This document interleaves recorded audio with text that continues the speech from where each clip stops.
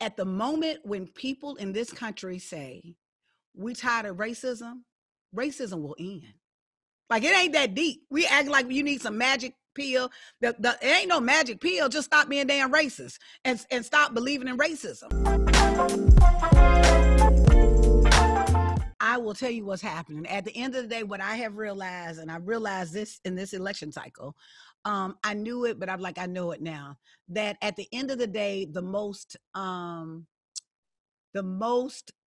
supported value by majority of white folks in this country is the consolidation of white power. Right, like Christian values. I remember I was thinking to myself the other day, I was like, I remember being young and I used to think they were patriotic because they had some flags and stuff, right? At the end, they don't like there's so many folks I'm sitting there. How do you love, you have no love for democracy, that you're supporting a candidate and you're out in the street saying don't count the votes. That's the whole antithesis to democracy, right? Like that it is, right? How can you say you pro-life or pro anybody, right? And here is a person who over 300,000 people have died, right? And you're okay with that. There is this, what we have to really be honest about is there's always been very warped values in this country. Right. And there are people who have supported that. I think about, just think about it. I was reading some slave narratives not too long ago, and I was thinking about, it was one of these plantations, and one of the enslaved Africans was saying that the slave owner would come out there to them, preach a little sermon to them, go to the Bible, then come back and beat them. I'm like, what? Like, what were you thinking? Right. But I understand, because there's a warped value system in this country that says nothing matters. Human life, right? Nothing matters outside of this concentration of white power. And unfortunately, the people in this country won't be honest about what that looks like, and how that has led to the genocide of people, how that's led to the enslavement of people, how that has actually been devastating and destructive to even white America. You've got poor white folk who are supporting people who don't give a darn about them, who actually are passing policies every day, right, to hurt them, to harm them, right? At the end of the day, I'm looking at them like, I'm your best ally because I believe in your humanity. At the end of the day, I'm the person that believes that you got value, right? I'm the person that believes that you should be treated with dignity and respect. But you have been so caught up and infected by racism that you will actually allow yourself to support someone who all the banner they've got is the banner of whiteness at the expense of killing you and your family every day. Yeah, it's deep. Like, that's when you know just how deeply rooted racism is. It's like, you'd rather kill yourself to see other people you feel like gain something out of this process. I want to ask you about two important issues. One, there's a lot of pressure on California Governor Gavin Newsom to appoint a Black woman to replace Senator Kamala Harris, or former Senator Kamala Harris, I should say. Let me correct myself. And, a lot of people, again, think that she should be replaced by a Black woman, because once she leaves, there won't be a Black woman in the Senate at all. What are your thoughts on that? And what are your thoughts on that, and why, if you believe this, it's necessary? This is an interesting thing. I want to see how they're going to get this. There's this, let me just make it simple. The bottom line is Black women have been doing the work. And as I do think that there have been all people and that there are folks from everywhere doing work, but Black women have been carrying this on our back, right? And so the idea that I don't even know why this is a discussion for him. I really don't.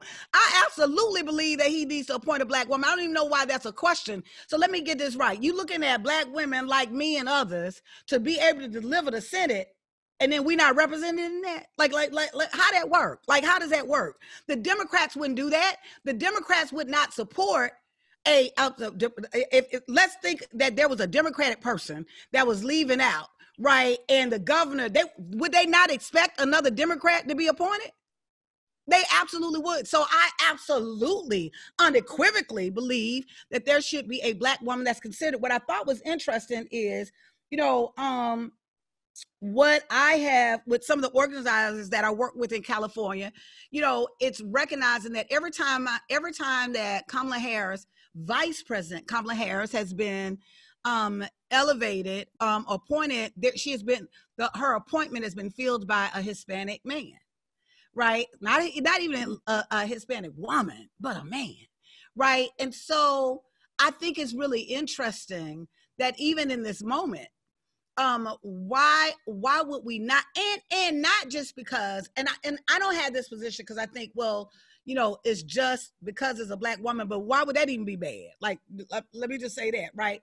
But the fact of the matter is, there are women in this country, even when I think from Maxine, if Maxine Waters had been a white male, she would have been president 20 years ago, right? Like there from sexism, and I think across the board around that, and racism, right?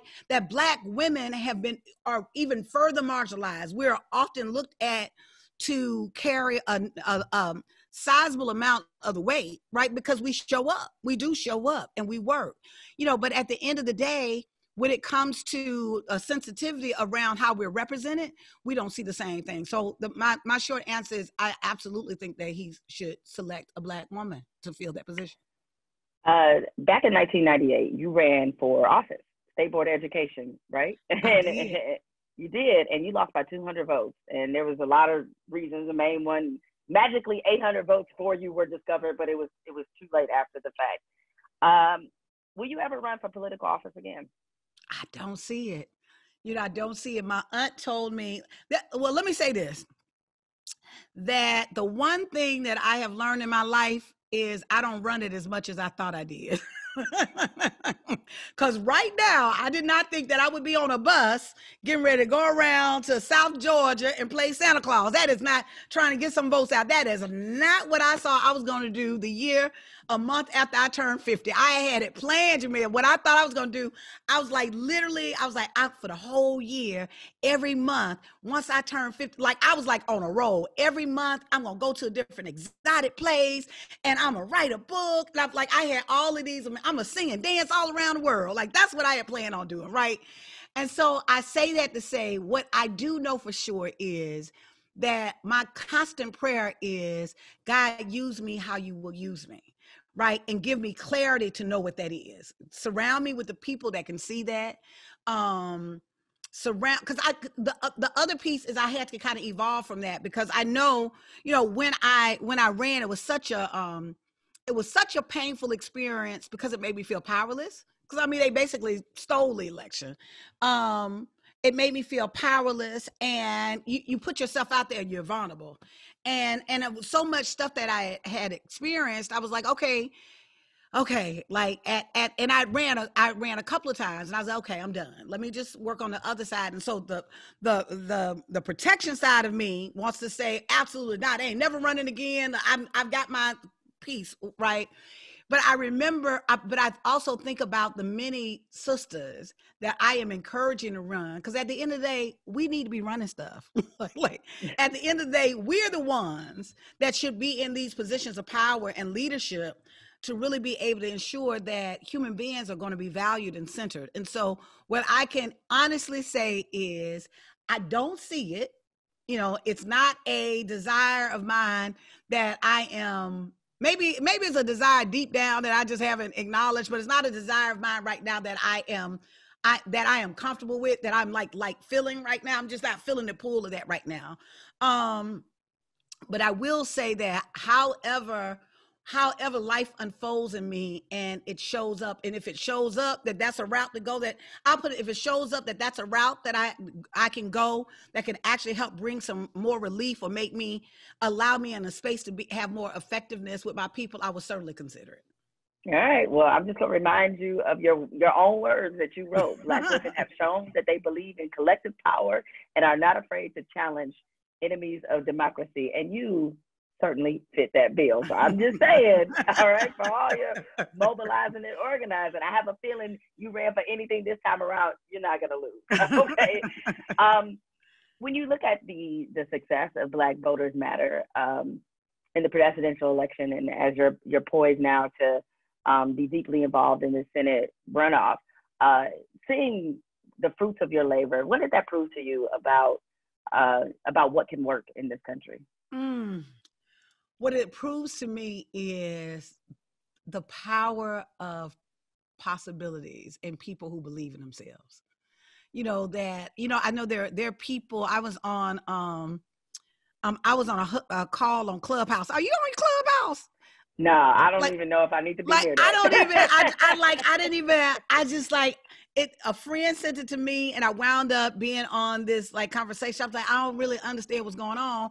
It's kind of cool, it was kind of cool. But I was on this conversation, and I'm listening to this conversation on Clubhouse that was kind of related. I mean, I guess it was kind of related to that. I think that, part of what we underestimate is that governance is only effective when people accept that governance is legitimate.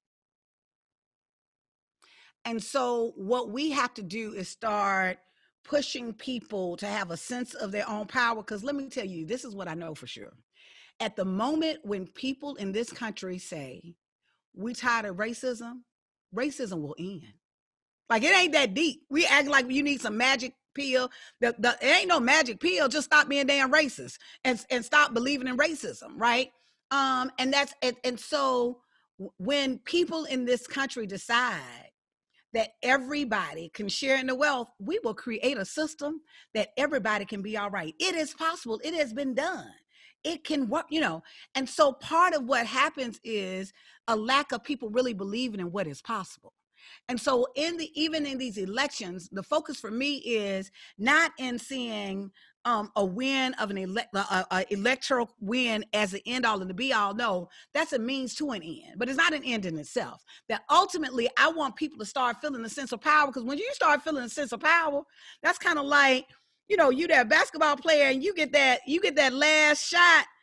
Man, you trying to work on your game, right? Because once you hear that crowd, once you get out there, you see that crowd yell, and it's something about it that wants you to be it's infectious. And so I think winning is infectious. And so I think that when people start feeling a sense of their power, they start operating. And I believe that when people start operating their power, they demand people to treat them differently, right? You can't treat folks the same. Once folks got a taste of power, you can't treat them the same like that you used to be able to treat them. And so for us, it's really being able to remind folks who have been and communities that have been so marginalized that they have power, and that literally we can exert our power, our collective power, to make some change. And we don't even have to stay within the context of this paradigm. I often talk about using your radical reimagination, that literally thinking about how can we create different systems. I literally, I say it all the time, I want a Department of Democracy. People like, well, how can you do that? Well, the Department of Homeland Security didn't exist. The Department of Homeland Security was created 11 days after 9/11, right? And it was created to have a focus. You could argue the same thing people argue around this Department of Democracy. The whole Department of literally Homeland Security, you got a whole military that's supposed to look out for Homeland Security. Technically, you've got every element of government that's supposed to look for. But there was another element that folks thought, that the president at the time thought needed to be created to focus specifically, because that was a weak spot. That's what I see in this country. There's a weak spot around democracy. And so I think we need a Department of Democracy that will literally fundamentally focus on protecting the rights of citizens and democracy in this country, because it's been shown to me that the political parties, depending on where their interests are, they'll throw it up under the bus, right? And that's on both sides, right? And so one side just worse than the other side.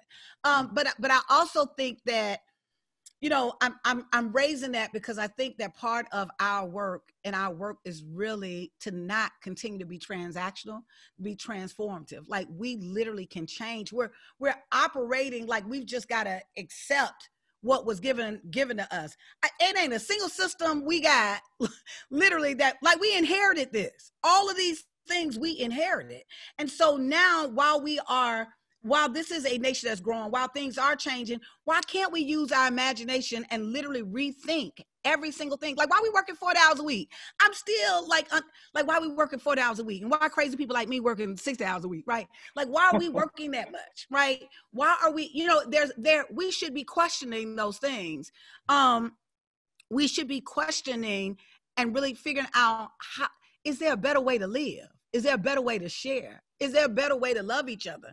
And I think politics is the same way, that we don't have to just continue to respond to what is. Some things you got to do in the meantime is just kind of like now, like I got to work now because I need a check because somebody got to pay for this house, right? But at the end of the day, I'm also thinking in my head, are there other ways that I can generate security for my family? Are there other things that I can do to bring in income? And so, or some security. And so I just hope, and I guess my work, I don't have the answers. I wish I had the answers. I don't have what the answer is. What I do know for sure is I do know that when people decide to create and change, things get created and things change. And yeah, so, I mean, yeah. It's amazing to me that despite how much this nation has changed, we still operate in some days like we still in like it's 1776. So I'm just like, right. We don't need to do that anymore. like we don't have to do that. We don't have to do an electoral college. We really don't. It doesn't even need to exist. And we know why it does continue to exist.